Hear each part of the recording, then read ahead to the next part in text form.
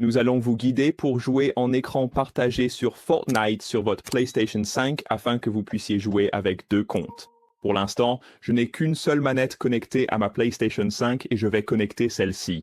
Laissez-moi vous montrer rapidement comment faire. Tout ce que vous avez à faire, c'est d'aller en haut à droite et d'ouvrir vos paramètres. Je les ai donc sélectionnés maintenant.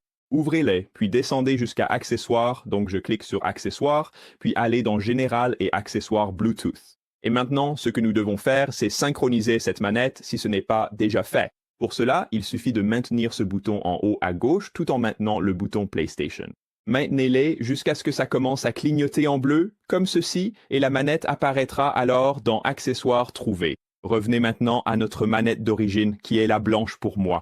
Ensuite, vous pouvez sélectionner la manette et nous pouvons appuyer sur Oui, nous voulons l'enregistrer. Ce qui est vraiment important ici, c'est d'assigner cette manette à un compte PSN parce que, par exemple, j'ai juste ce compte utilisateur aléatoire. C'est pour un joueur hors ligne, mais ce que nous devons faire, c'est utiliser un compte PSN. Donc, si vous ne l'avez pas déjà ajouté, allez appuyer sur Ajouter un utilisateur et vous pouvez soit appuyer sur Commencer, soit sur Se connecter et utiliser le mode Jeu rapide. Je vais donc simplement appuyer sur Commencer. J'ai déjà accepté cela. Ensuite, ce que vous devez faire, c'est soit vous connecter manuellement à un compte PSN, soit en créer un. Ne choisissez pas Ignorer et jouer hors ligne, car nous essayons de jouer en ligne. J'ai donc déjà un compte PSN, celui-ci, Rob Tucker, donc je peux le sélectionner, et voilà, tout est configuré. Je vais maintenant revenir à ma manette d'origine et nous pouvons ouvrir Fortnite. Sortons de nos paramètres. Voici Fortnite.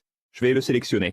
Nous voilà maintenant sur Fortnite et comme vous pouvez le voir en bas à droite, vous avez plusieurs options dont une qui dit Se connecter. Prenez donc votre deuxième manette et il faut maintenir la touche triangle comme ceci, puis il affichera Connexion en cours. Maintenant, comme j'ai déjà utilisé ce compte PlayStation sur Fortnite auparavant, je l'ai déjà configuré, donc c'est beaucoup plus simple. Mais si ce n'est pas le cas, vous devrez alors décider si vous souhaitez lier votre compte PlayStation à un autre compte Fortnite.